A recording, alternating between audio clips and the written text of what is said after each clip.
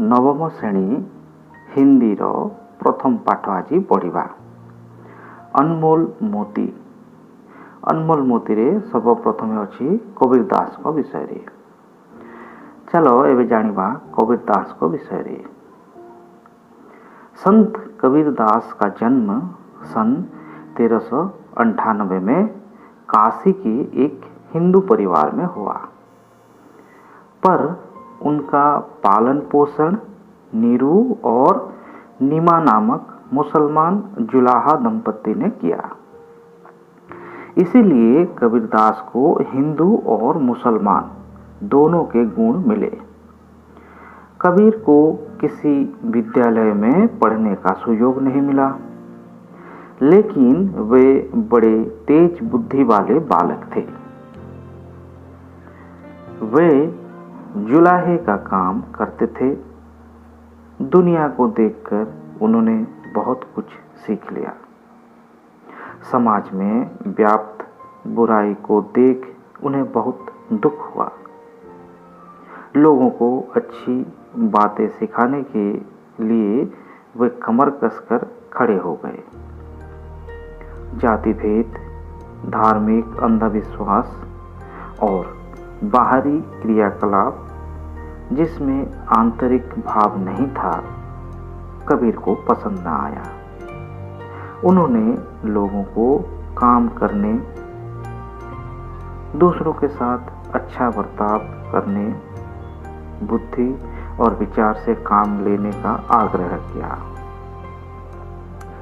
उस समय के हिंदू और मुसलमान दोनों संप्रदायों में फैले हुए धार्मिक अंधविश्वासों, सामाजिक रूढ़ियों, बुरी तथा अमानवीय रीति रिवाजों एवं कुसंस्कारों को मिटाने को कबीर डटकर खड़े हुए। उन्होंने जाति धर्म से परे जीवन के मानवतावादी दृष्टिकोण को अपनाया, जिसे गृहस्थ और सन्यासी, हिंदू और मुसलमान, शैव और वैष्णव, शाक्त और योगी एवं सिद्ध आदि स्वीकार कर सके। कबीर ने तप, तीर्थ, व्रत, संध्या, नमाज आदि के बदले नैतिकता, सदाचार, ज्ञान और भगवत प्रेम पर जोर दिया। क्योंकि कबीर जी ने शिक्षा ग्रहण नहीं की थी,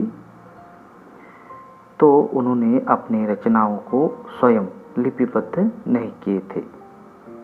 उनकी रचनाओं को धर्मदास जी ने संग्रहित किया था और इस संग्रहण को बीजक कहा जाता है। बीजक के 3 भाग हैं: साखी, शबद और रमेनी। साखी शब्द संस्कृत के शब्द साक्षी का विकृत रूप है। साखी दोहा छंद में लिखा गया है। इसी तरह शबद में कबीरदास जी के गए पद संग्रहित किए गए हैं। शबद में पूरी संगीतात्मकता विद्यमान है। और रमेनी चौपाई एवं दोहा छंद में लिखा गया है। इसमें संत कबीर के रहस्यवादी एवं दार्शनिक विचारों को प्रकट किया गया है। साखी शब्द साक्षी का अपभ्रंश रूप है। यह शब्द ज्ञान और अनुभूति का प्रतीक है। यह वह ज्ञान या अनुभूति है जिसे स्वयं कवि ने अपने अंतःकरण से साक्षात्कार किया है। कबीरदास की साक्षियाँ इसी ज्ञान और अनुभूति की साक्षी हैं, अर्थात साक्षात्कार करने और करवाने वाली हैं। कबीर की भाषा सधुक्कड़ी है, या उनके भाषा को एक खिचड़ी भाषा भी कहा जा सकता है।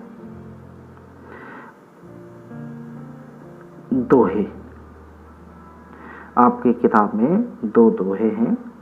चलिए देखते हैं। पहला वाला है, मनीषा जन्म दुर्लभ है, देह न बारंबार, तरवर थे फल झड़ी पड़िया, बहुरी न लगे डार।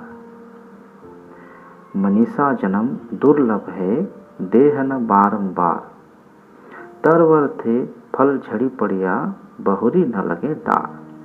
मनीषा का अर्थ मनुष्य, दुर्लभ का अर्थ मिलना मुश्किल है, देह अर्थ शरीर और तरवर का अर्थ है पेड़, डार का मतलब है डाली।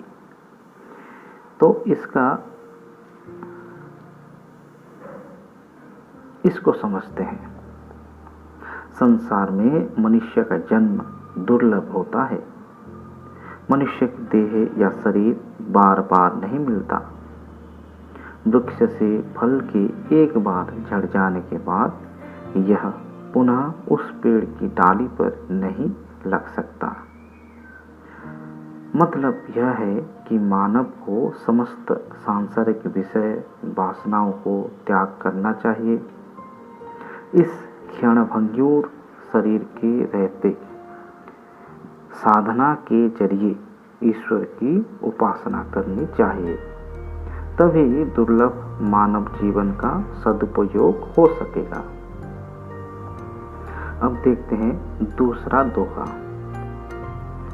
सोना सज्जन साधु जन, टूटी जुरे सो बार, दुर्जन कुंभ कुम्हार के, एक ही धक्का दरार।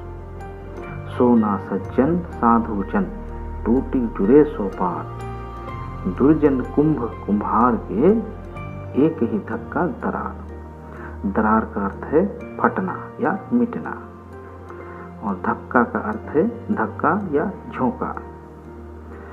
तो सज्जन और साधुजन सोने जैसे होते हैं, जो टूटने के बाद भी 100 बार जुड़ सकते हैं, जबकि दुर्जन या बुरे व्यक्ति कुम्हार के घड़े जैसे होते हैं, जो एक धक्के या झटके से टूट जाते हैं। इसका मतलब सज्जन लोग सर्वदा मित्रता बनाए रखते हैं, मगर दुर्जन जरा सा खटपट होते ही अलग हो जाता है। यह थिला नवम श्रेणीर हिंदीर प्रथम पाठ कबीर दास को विषय रे। जदि भिडियोटी भल लगे ताहेले लाइक टे आउ कमेंट टे करने को भूलिबो नाही। आउ जदि नुआ ही थाओ ताहेले चैनल को सब्सक्राइब करिवो। आमे आगामी भिडियो रे यार प्रश्न उत्तर आलोचना करिबा। सेते बेलो जाए अपेक्षा रे रहिथिबो, निजको सुरक्षित रखिथिबो ओ मास्क रो व्यवहार करिवो। धन्यवाद।